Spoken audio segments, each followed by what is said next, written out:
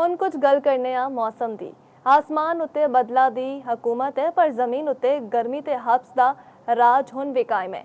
ਬਦਲਾ ਨੇ ਧੂਪ ਨੂੰ ਤੇ ਕੁਝ ਹੱਦ ਤੱਕ ਰੋਕ ਲਿਆ ਹੈ, ਪਰ ਗਰਮੀ ਦੀ ਤਪਸ਼ ਹੁਣ ਵੀ ਘਟਣ ਦਾ ਨਾਂ ਨਹੀਂ ਲੈ ਰਹੀ।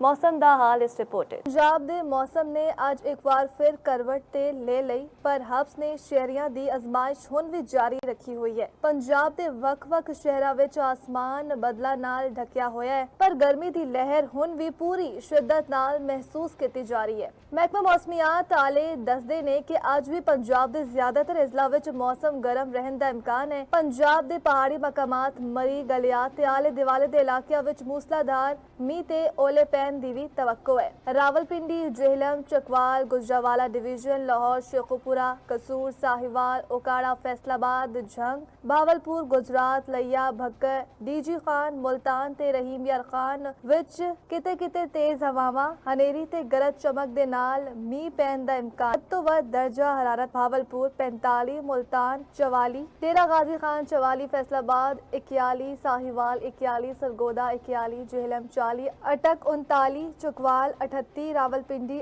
38, लाहौर 37, मरी 27 रिकॉर्ड किया।